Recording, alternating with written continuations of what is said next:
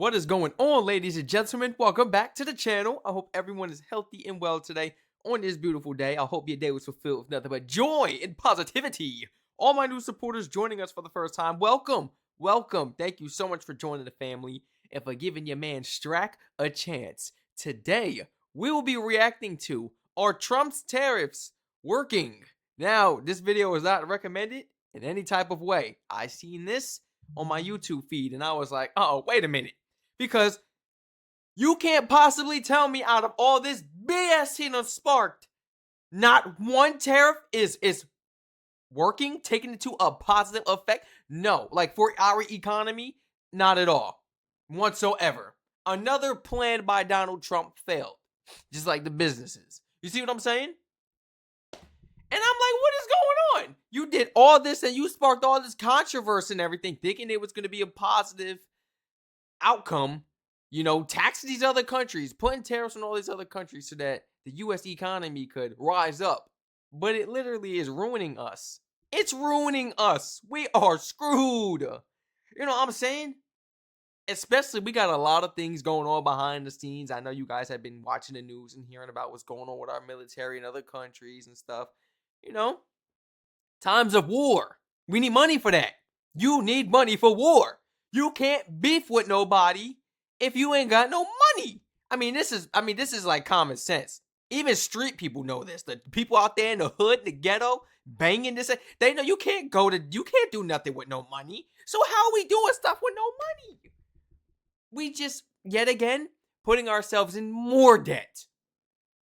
So we have the debt that was included within our country since we don't know when. It never get paid off.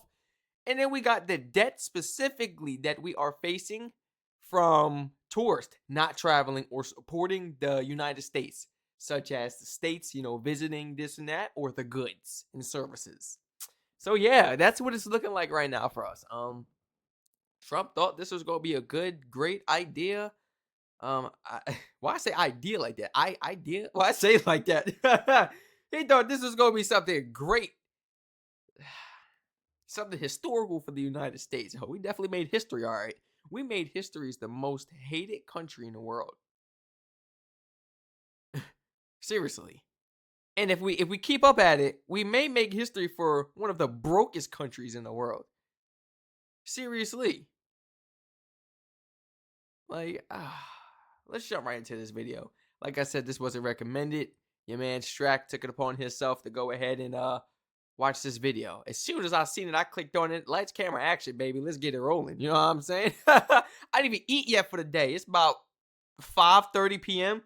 We'll eat later. We don't got time for that. You know what I'm saying? We got stuff to catch up on. We're getting a better look today at just how much President Donald Trump's tariffs are transforming U.S. trade. U.S. trade deficit for goods grew to record 1.24 trillion U.S. in 2025. New data from the Commerce Department show the U.S. trade deficit for goods actually grew in 2025, meaning the shortfall between the value of goods it exports versus what it imports got even bigger. That deficit rose 2% to a record high of 1.2 trillion U.S. dollars. And as Mexico's embassy to the U.S. was quick to note on X today, the data say Mexico is now the U.S.'s #1 trading partner, coming in at over $150 billion above Canada. So what does this tell us about whether Trump's trade agenda is succeeding? Justin? Well, it just tells us that he had another option to run to, someone that was willing to take him in, another country, especially in the times right now that Mexico is facing. What? It could use the help from the United States. Can we all agree? I think it's time the U.S. swoop in and help. I feel like it was like a settle. It was a settle.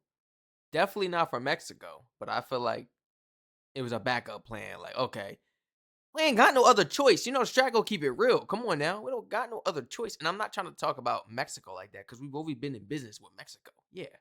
I'm talking about how much we're really relying on them now. How much we've really turned towards them, even though we've smacked tariffs on their country. We've just slapped tariffs on them. There you go.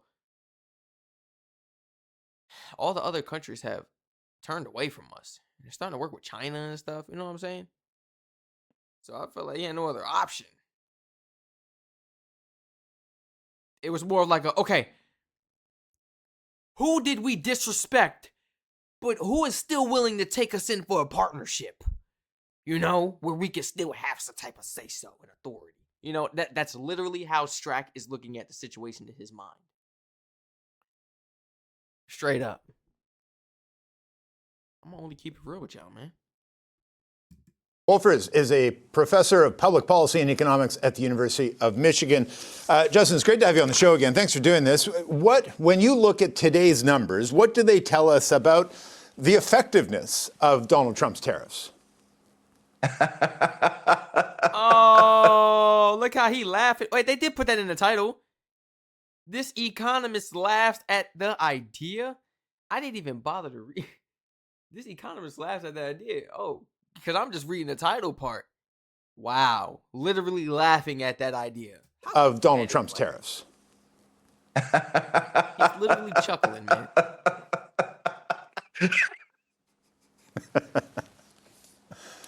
Oh, wow. You know, if the trade deficit this year is bigger than it was last year, and this year we have high tariffs and a trade war, and last year we didn't, I guess it doesn't require a lot of fancy statistics to infer that Trump's tariffs didn't help the trade deficit. Now, you know, that's beside the fact that the whole thing was a mistake to begin with. You telling me? But people like you said it was a mistake to begin with, and the entire administration said, no. You pointy-head economists, you've got it all wrong. This is going to fix our trade deficits and restore manufacturing in America to the golden age, he said it was going to be. You've lost, I think it's 70 or 80,000 jobs in the manufacturing sector, and now we see proof positive, finally, that the numbers do bear out the case that this was never going to shrink the deficit. It was only going to exacerbate it. Yep. Saying, I told you so. Exacerbated? No. Never going to shrink the deficit. It was only going to exacerbate it. Exacerbated. That's my first time ever hearing that word. Would you look at that? I've never heard that word a day in my life. Saying I told you so doesn't do very much. What can you do with these numbers to try to, inform the public, push the administration? What do you do? Yeah, I actually want to take it back one level, which is to say, not even admit the premise that the trade deficit's a problem. So I want to try something on you right now. I want to tell you an amazing statistic. In fact, the US had an enormous trade surplus with the rest of the world. It has a trade surplus measured in stuff. Including services. But we received more stuff from the rest of the world than we sent to the rest of the world. That's the flip side of what we call a trade deficit. See, a trade deficit, what we had was the US sent more pieces of paper abroad than we got from abroad. But in return, we got more stuff from abroad than we sent abroad. So it's a trade deficit in pieces of paper, US dollars. It's a trade surplus in stuff. Hey, doesn't stuff make you just as happy as pieces of paper? This whole idea that we were running a trade deficit, literally the terminology invites one to, deficits sound bad. I don't like to have a deficit. I know some people say I have an emotional deficit. That sounds really bad. But we don't have a trade deficit. If you measure it in terms of stuff, we have a trade surplus. Look, I think both views are sort of ridiculous. What we have is America. U.S. deficit for goods and services combined shrank from 904 billion U.S. dollars to 901 billion last year. Americans who are buying stuff from abroad when they think it'll make them better off, and they're selling stuff abroad when they think it'll make them better off. And that's the fundamental idea of everything going on. A country is not a company. A company might be trying to accrue as many pieces of paper, dollars, as possible, but a country's all about citizens living richer, fuller lives. And they need to make their own decisions about pieces of paper, US dollars, and goods. And I don't see any problem necessarily with the US having a trade deficit. This year of trade wars, of tariffs, of threats, of disordering this entire thing that we'd spent 75 years building has had these unintended consequences, right? Like I was looking at one of the most interesting stats is for the first time since 1992, the U.S. now imports more from Taiwan than from China. But at the end of the day, as you say, you're exchanging money for goods. It sort of works out. But has all this really done is just sort of change the flow of the river rather than change the river itself? Yes. Yup. And behind me right there, you'll see a whole bunch of economics textbooks, and every single one of them will tell you that's exactly what's going to happen. So yes, changes the flow of the river rather than the river itself. And that's sort of the point. That's something that we sort of fundamentally knew would happen all along. And I want to go a step further. The president is obsessed with what economists call a bilateral trade deficit, which is not just the overall trade deficit. That's what you started by asking me about. He's obsessed with our trade deficit with China. Now, why should we care about that? So I went to the grocery store, and it turns out my local grocery store, I have a trade deficit with it, which is I go there all the time, and I give them pieces of paper and get stuff. Yeah. I buy stuff. So there's more money going from me to the grocery store. And on the at the checkout, by the way, I often say to them, you know, I sing. I'm happy to sing if you give me a few dollars. And they always say no. So they refuse to buy my exports. I run a trade deficit with the grocery store, and the truth is it's not a problem. Now, what I invite you to do is think about that grocery store analogy and think about now China as the grocery store. Okay. It doesn't matter because, yes, I run a trade deficit with the grocery store, but I also run a trade surplus with my employer, the University of Michigan. I sell them a lot of services. I buy almost nothing from them. And overall, what I get to do is really like how he's breaking this down. sell my labor to one set of folks and spend the money I earn with a different set of folks. And it doesn't matter that I'm running a deficit with this bloke over here, as long as I've got enough money to support the habits that the spending that I'm doing. And yet believing that it does has led to this year of tariffs and trade wars and threats. And that has had real consequences. One of the things that we saw over 2025 and confirmed in the numbers released today is that Canada is no longer the number one U.S. trading partner. Mexico has taken that. And it doesn't really mean that some business in Ohio that used to send stuff to Ontario is now shipping stuff to Mexico. It means that business in Ohio is shipping less stuff to everybody, and it's suffering as a result. Beyond Canada being able to say, well, we're your number one customer and you should treat us better, what is the impact we're seeing as those trade flows change? And Mexico is now the number one trading receiver of U.S. goods, for what it's worth. Let me go back because I want to make one point to my favorite Canadian friends over there, which is if you look at so much of what's gone wrong with American economic policy over the last year, it's a failure to understand the fundamentals of economics 101.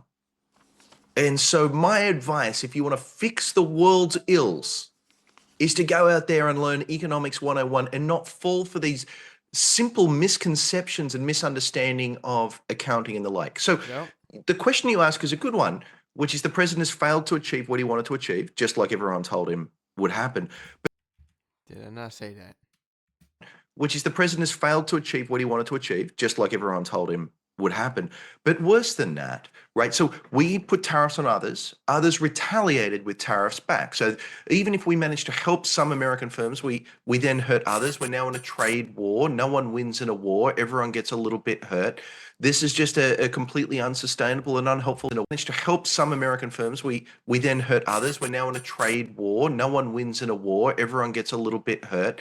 This is just a completely unsustainable and unhelpful set of policies. One of the weird quirks of economics is that travel and tourism counts as an export. Canadians are not traveling to the United States in pretty big numbers. We're not drinking American alcohol. There are things that Canadians are choosing not to do. Has any of that started to resonate among Americans outside of the immediate groups that are impacted by those decisions? Like, are Americans seeing that this is having a bad impact for the American economy writ large? I know my Canadian friends would like me to say yes, but the truth is that, Man, he better not say something opposite. I hope. It's literally affecting everyone, whether they realize it or not. Majority of people probably don't even realize it's affecting them. They just accept it as it is and don't even question certain things. Guys, y'all gotta stop letting things go over your head for real. Question everything. Everything happens for a reason. There's a cause and effect towards everything. You know what I'm saying?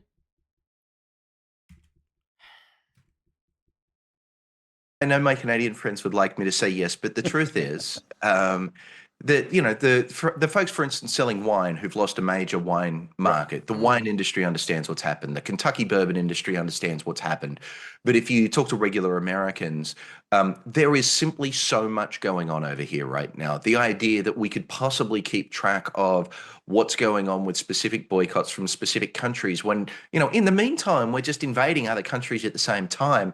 I don't think it's having the broad-based political effect you might hope it's having. It is having very narrow and I think quite important effects. Folks in Kentucky understand what's going on with their bourbon sales, Right, right. but it's not quite as broad as I suspect some of the rhetoric north of the border might be. One last quick question is we've seen a lot of reporting Yeah, it's that like they don't understand. When you like get out there in Buffalo and everything, once you just cross that border, um, it seems that the people are clueless. Like you know the area where the towns like I'm using Buffalo, New York as a reference, but it's plenty more areas. They're like naming their towns after Canada. Maple Syrup Drive. What? Canadian Boulevard. What? Igloo Shops. You changed your name. It's a bookstore. Bro, it was a bookstore. They changed Igloo Shops. Or is that the name of the street? Igloo Shop. I'm like, bro, it was some stupidness. I was like, why would you name the street that? Bro, there's so many names. Canadian Drive. Did I say that already? And it's like the Canadians are not even going to travel over here to be able to see that. I feel like they're clueless as to what's going on. They're so focused on making their money. Their feelings are hurt. But not realizing that it's why am I getting so many tongue twisters? It's bigger than just them. They don't have beef. The customers do not have beef with them. It's more so like a political issue. Straight up. So they cannot do nothing about it. All that money you are dumping into your neighborhoods, your towns, and your businesses. Why? Keep every dollar you have, and you have to learn how to transition now because things are not going to go back to normal that fast. We're talking about people that have had businesses for 20, 30 years, and they're failing now. What? How do you even transition from that? So rather than trying to win these people back over, proving your innocence, even though you are innocent, unless you voted for Trump, unless you voted for Trump, that's the only message you're sending to them. Because other than that, you are innocent. Why are you doing all this and that? That's literally showing that you must be guilty or you must believe in an opposing political side or something that doesn't agree with Canada. So now you feel you must win them back because you need the money to continue living, fending for yourself, your family. That's not how it works. Now, we got people that kept their businesses out of these political disagreements, especially with their customers. That's not what it's about. When it comes to business, everybody knows this rule of thumb. Even if you don't, I'm gonna tell you right now, man, you keep your opinion out of your business. Do not include your opinion unless your customer or your client specifically asks for your opinion. And you asked, are you sure? Like you want the brutal, honest truth? Yes, because they asked. But don't be out there preaching it or just throwing it out there. You know? And we have some businesses that were just minding their business, and this still happens. It still happens. There's so many businesses that wasn't getting involved with this, but it's a shame what could happen. The leader of your country is literally in charge of your business, and it goes to show right now. It's literally up to him. Wow. Like, I can't even imagine being an entrepreneur, having your own business that you worked hard for. You put your blood, sweat, and tears into. It took years to build such clientele, loyal supporters. For one person to ruin it. For one person to ruin it for good. I'm saying, I don't want to say for good, because there's a chance that those people will start coming back gradually over the years. Once Trump is out of office and his whole administration, yeah. But I mean, what if that's not, you know, a possibility? What happens to those people? Do they just go back to regular 9 to 5 jobs? I don't mean to say regular, but like being your own entrepreneur, then back to a job, that's like, what? It's like starting from scratch, kind of. Like, what do those people do? And it really sucks. I'm sorry to go on a rant, but it really sucks. Some of the rhetoric north of the border might be. One last quick question is we've seen a lot of reporting that, Prime Minister Carney is spearheading these discussions with the EU and the Indo-Pacific nations as some kind of a bigger deal without the United States. Man, Carney been talking to everyone. 4 hours ago, Mark Carney just landed in Australia. I seen that coming. 4 hours ago, he touched down out there in Australia. Down under. Yeah. Man, ain't playing. He ain't playing no games, man. Canada got a lot of stuff that needs fixing. A lot of stuff that you guys could perfect, change. And that's with every country. But at least y'all being real about it and y'all doing it in a respectful way without bringing the citizens down with you, but rather building them up. Seems like every country cares more about the citizens and everything. But here it's about that dollar bill, People will snake you, man. Your own government will snake you. It's about that money. Man, it's scary. And it's scary. Because I don't care about the dollar. You know what I'm saying? It comes. You live a holy life. Live by the Lord's morals. Do the right thing. Do what you love. Brings passion, something that you was called to. It'll come as long as it's holy, it's loyal. I mean, not loyal. It's respectable, It's motivational, something that's positive and not living wrong. It'll come. Money comes and goes, but I remain. I'm going to forever say that. But it's really scary how there's some people in this world that will kill for the dollar. They'll snake you for the dollar. They'll beat you for the dollar. To hurt your family members for the dollar. Hold them hostage. Kidnap. This, that. Yeah. It's like, why? We can't even take it when we leave this world. None of this means anything. The border might be. One last quick question. Like, your body's not even yours. We're souls. You know what I'm saying? Like I don't understand. Who are you to be so evil, cruel over a piece of paper? Borders, as I suspect some of the rhetoric north of the border might be. One last quick question is we've seen a lot of reporting that, Prime Minister Carney is spearheading these discussions with the EU and the Indo-Pacific nations as some kind of a bigger deal without the United States, that Canada can help broker a bridge between them. What is the importance for Canada, for these other nations, of trying to forge alliances where they can, on deals that they can't make with the United States? Yeah, so look, this is the self-defeating nature of the US policy, which is if you decide that you want to be the bully at the middle school lunch table, that might work during middle school when kids don't understand they've got a choice. But come high school, they realize they can just go sit at another table and make another group of friends, Facts. a group of friends who are not going to shake them upside down and demand their lunch money. And as a result, the bully gets left out in high school. And right now, the United States is the bully. So, that's a sort of very clear. Should have been obvious before the fact. You've also seen, and I think this is the point you're making, that yes, this starts as a set of trade issues, but it becomes geopolitical very quickly. And the one thing, as much as I said some of the Canadian boycotts may not be resonating with the broader American public, the number of people who've talked about Prime Minister Carney's middle powers speech is actually really quite extraordinary. So that, I think, has had a very big impact here. All right, we're going to have to leave it there. But as always, really appreciate your insight. Thanks for this. That's it? Damn. I wanted to hear Pleasure. Continue. This was an amazing video, man. Please, guys, share your honest thoughts and opinions down below in the comment section. Mark Carney has been doing a tremendous job, of expanding the relations, diversifying the relationships between Canada and other countries. And so have other countries as well. Pushing away from the United States. This video really caught my attention right here. It was an update basically answering that question. Are Trump's tariffs working? No. And I think it's pretty obvious. No. It's not. Please feel free to share your honest thoughts and opinions down below in the comment section. My mind is blown right now because I'm thinking about, I got family members, you know, that are entrepreneurs and stuff. This is how they live. They've dedicated their whole life towards this stuff, you know? And for somebody to have that much power to just take it away, not because it was your fault or something you did.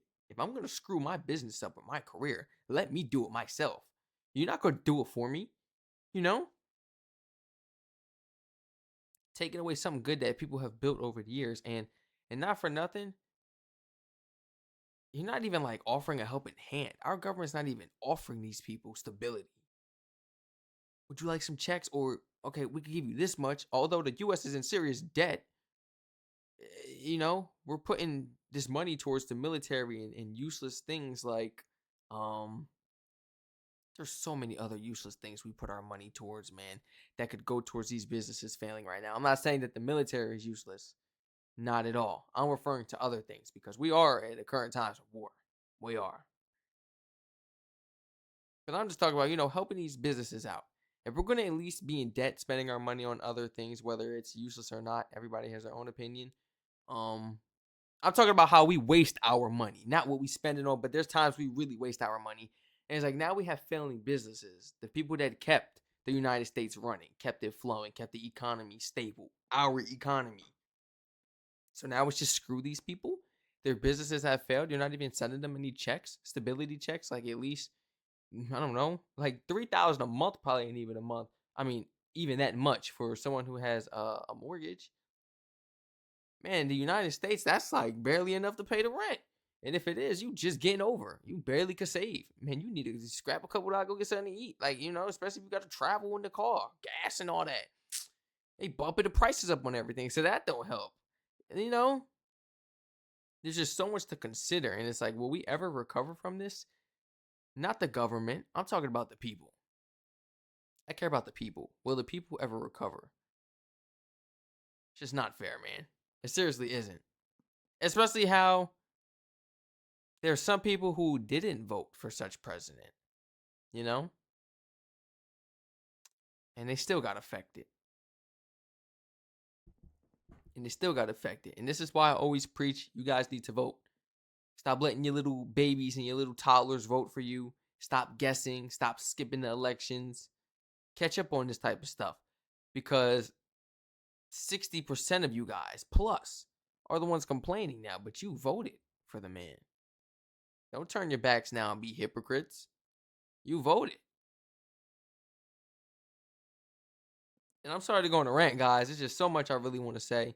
Like I said, I really need a podcast for real, so we could just continue these world events. I'll be posting like 5-6 times a day on that channel. It'll be over flood. It won't be no thumbnails, none of that special stuff. Just straight podcast, straight business. You know, world events, us reacting to it. Straight up. Let me know if y'all want that channel, man.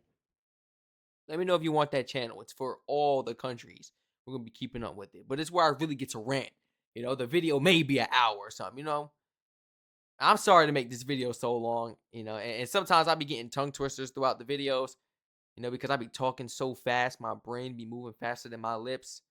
So therefore, I got to go ahead and talk a little slower. That way I don't get, you know, tongue twisters and stuff. Thank you for bearing with me, for your patience, guys. Feel free to like, comment, subscribe, turn on post notifications on. Share your honest thoughts and opinions in the comment section down below. Do you agree with anything I said? Do you disagree with anything I said? You know? Do you have anything to include that wasn't included in this video? Or anything that I may have said? Please add it in the comment section. Everybody, please, let's try to be polite to one another. You know? We don't want to bash anybody based on their opinions and their views and stuff. Especially if they are from the United States, because I understand that we have some people in the United States with opposing opinions that watch my videos and they comment. I don't bash nobody and I don't go and argue with them. But I just like to give the warning because there is other people from other countries that watch these videos and they be on y'all behinds. They be on y'all heads in the comments looking for something. And I just be like, guys, come on, chill. You know, I don't like removing comments. I'm like, come on, chill. Like, so I just give a warning to say, guys, watch what you comment, unless you really don't care. You know what I'm saying? I love reading all comments. Follow the Twitch. Follow all my YouTube channels in the description down below. Stay safe. I love you all, and I hope to catch you all in the next reaction video.